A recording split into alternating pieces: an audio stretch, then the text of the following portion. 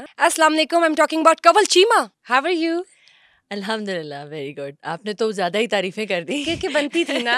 मुझे लगता है कि ना यू आर सो ब्यूटीफुल माशाल्लाह. Thank you so much. Allah ने बनाया है एंड सुभान अल्लाह. अल्लाह की तारीफ करती हूँ कि वाकई अल्लाह की ब्यूटी नजर आती है आप में. You are so beautiful and yes there is no doubt कि आपकी ऐश्वर्या राय से रिजेम्बलेंस है. She is also a beautiful woman. She has a different repute in the beauty industry. But when I talk about you, then you are actually beauty with brain and there's no doubt about it. So मुझे ये बताइए समा podcast पे आके आपको कैसा लग रहा है?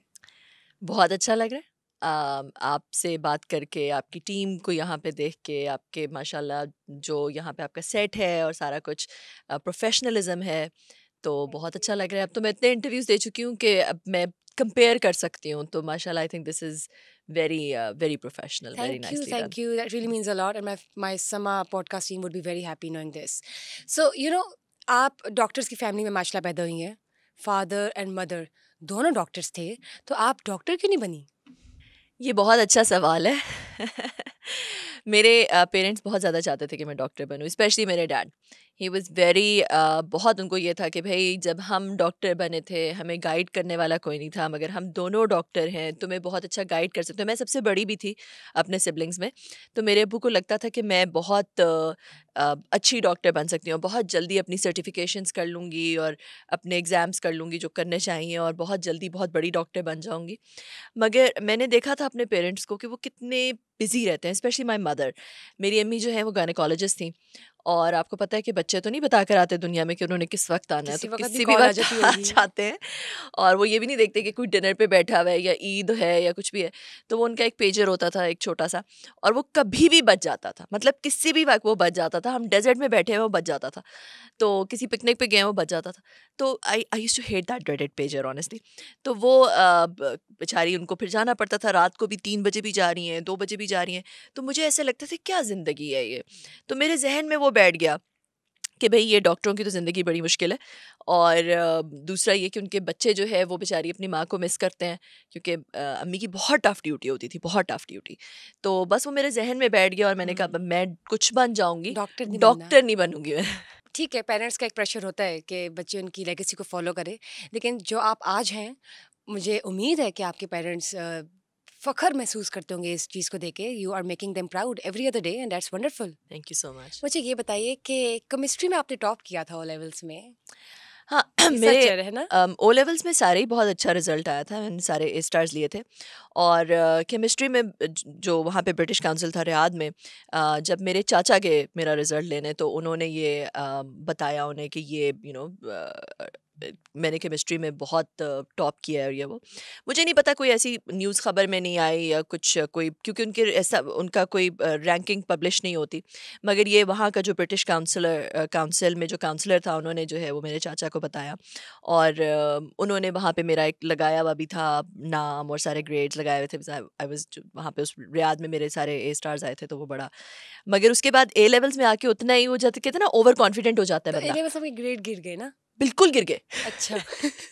मतलब कि मैं, जैसे कहते हैं ना हो कि जाता वो है बच्चों के साथ अक्सर हो हाँ, जाता कि है. जब आप ज़्यादा ही ओवर कॉन्फिडेंट हो जाते हैं कि पता नहीं, मैं तो पता नहीं क्या 30 मार खानूँ. तो ए लेवल्स में बड़ी रिलैक्स हो गई थी, और मैंने कहा कि यार इतना भी क्या, ले ही लूँगी एंड में पढ़ के. हाँ, ऐसा तो होता है और फील. फिर ये है कि वो पहली दफ़ा मैं अपने, क्योंकि ओ लेवल्स में जब मैंने किया तो अपने पेरेंट्स के पास थी, और ए लेवल जब मैंने किया तो मैं पाकिस्तान आ गई थी और अपनी नानों के पास थी. और कह लो कि पहली दफ़ा एक आज़ादी, बहुत ही ज़्यादा आज़ादी मिल गई, और अब्बू का वो डंडा नहीं था.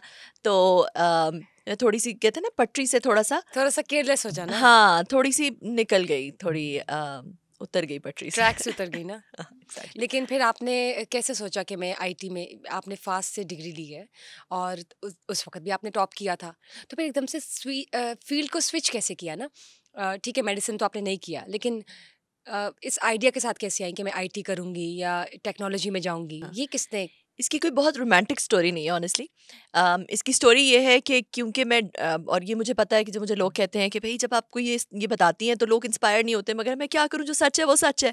और सच यही है कि मेरे अबू बहुत ज़्यादा चाहते थे मैं डॉक्टर बनूं, और उन्होंने, जब मैंने ए लेवल्स में मैंने केमिस्ट्री, फिज़िक्स, मैथ भी रख लिया और बायोलॉजी भी रख लिया. ठीक है. अब्बू की खुशी में बायोलॉजी भी रख लिया. मगर ए लेवल्स का जब बायोलॉजी का पेपर था तो मैं पेपर ही नहीं देने गई.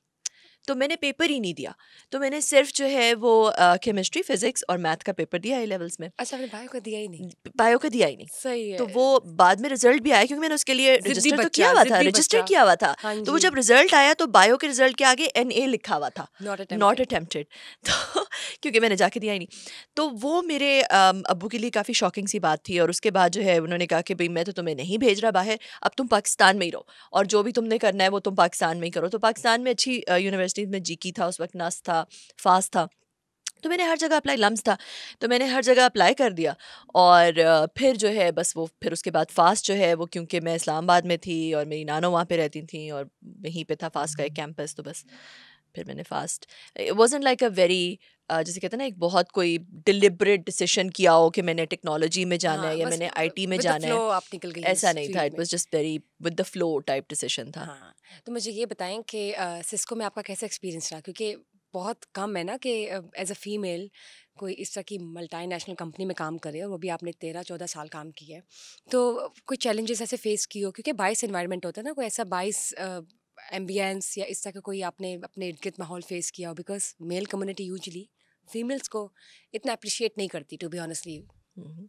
देखिए, द थिंग इज़ कि मैंने सिस्को में काम किया और दुनिया में बहुत सारी डिफरेंट जगहों पे काम किया। स्टार्टेड आउट इन एम्स्टर्डम, उसके बाद जो है कुछ मैंने पाकिस्तान में भी काम किया, फिर ऑस्ट्रेलिया में किया, सिलिकॉन वैली बहुत आना जाना था, ग्लोबल रोल था। तो एक चीज़ जो मैंने नोटिस की मिडल ईस्ट और पाकिस्तान में थोड़ी ज़्यादा है, मगर बाहर भी है, वो ये है कि there is like this inbuilt patriarchy है, और कभी कभी वो कॉन्शियस भी नहीं होती। वेल मीनिंग लोग जो होते हैं ना, well meaning people have that patriarchy built in, एक बायस सा है। और वो बायस जो है वो डिफरेंट तरीक़ों से मैनिफेस्ट होता है। अब बहुत ज़्यादा दफ़ा आपको लगेगा कि कोई आपका मेंटोर है, वो बहुत आपकी हेल्प भी कर रहा है, मगर जो ही उसको लगता है कि आप उसके जितने हो गए हैं हाँ या जी। आपको उतनी सक्सेस मिल रही है, आप उससे बेहतर या ऊपर जा रहे हैं, तो एकदम से वो इनसिक्योरिटी आ जाती है सामने, and people try to pull you down. तो और भी बहुत सारी इस तरह की चीज़ें, आई मीन बहुत दफ़ा जो है जब आप आगे बढ़े होते हैं तो लोगों को लग रहा होता है कि, स्पेशली अगर आप प्रेजेंटेबल लुकिंग हैं, तो लोगों को लग रहा होता है कि अच्छा ये आपको क्यों फेवर मिल रहा है, आप किसी से फेवर तो नहीं ले रहे हैं, ये हो रहा है वो हो रहा है। जितने मुंह उतनी बातें टाइप चीज़, उतनी बातें आदमियों को नहीं फेस करनी पड़ती जितनी बातें औरतों को फेस करनी पड़ती हैं। और औरतों के करियर के पीछे हमेशा लोग बहाने ढूंढ रहे होते हैं कि बहुत शायद ये बहुत इस वजह से होगी या उस वजह से। कोई ये नहीं सोचा होता कि भाई इसकी अपनी भी कोई काबिलियत हो सकती है जिसकी वजह से ऑब्वियसली अब इसका ज़माना करियर आगे चेंज हो जाना गया। हो। अब ऐसा थोड़ी है कि मतलब जैसे कहते हैं ना उर्दू में लुट मची है कि भाई आपने हर चीज़ उंगली हाँ, टेढ़ी करके, मतलब it's exactly. Your on expertise, your हाँ, confidence, and you your exactly. Self has a personality. तो हम्म। कुछ वो भी मायने रखता है, आपकी हाँ, काबिलियत होती है जो आपको एक जगह पहुंचाती है। एग्जैक्टली। मैंने थोड़ा सा रिबेलियस इसी तरह हो के मैंने एक सर्टिफिकेशन की, जो कि एक बहुत ही मुश्किल सर्टिफिकेशन है और दुनिया में ज़्यादा लोगों के पास नहीं है। सिस्को की एक सर्टिफिकेशन है एक्सपर्ट लेवल की, CCI।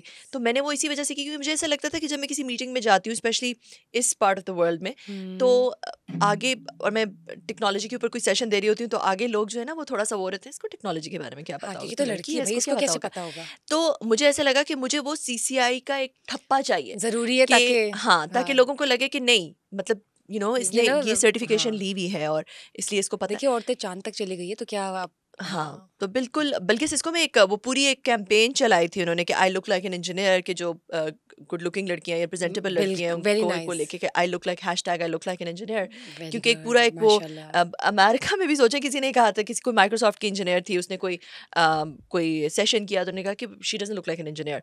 What do you mean look like an engineer, because what is the look of an engineer, क्योंकि क्यों नहीं लग शी सकती हैज़ कोई टू बी लड़की। मेसी, शी हैज़ हाँ, to be she nerdy. Can not be pretty और she can not be हाँ प्रेजेंटेबल। तो इस वजह से जो है वो आई थिंक कि ये एक बायस ज़रूर होता है, मगर जहाँ पे हर तरह के लोग होते हैं, तो मेरा ख्याल है औरतों को थोड़ा सा वो ज़्यादा फेस ज़रूर करना पड़ता है। और मुझे वो फेस करना पड़ा, शुक्र है कि वो मुझे यूनिवर्सिटी में नहीं फेस करना पड़ा। तो इसलिए मुझे वो पता ही नहीं था कि यूनिवर्सिटी में वो कॉन्फिडेंस काफ़ी ज़्यादा बिल्ड हो गया था, और फिर जब मैं वर्क स्पेस में गई तो थोड़ा सा वो फेस करना पड़ा। मगर मेरा ख्याल है कि आप अगर उसको प्रॉपर तरीके से एक नेविगेट करें और नेगेटिव पे कम फोकस रखें और पॉजिटिव पे ज़्यादा फोकस रखें और अपने करियर पे फोकस रखें, और जितने लोग जो बातें करते हैं, जितने मुँह उतनी बातें, अपने कान बंद कर लें, तो फिर आप आगे चलते रहते हैं। अगर आप उसको अपने आप को इफ़ेक्ट होने दें, देन इट ऑब्वियसली जेपरडाइजेस यू। जाहिर है कुछ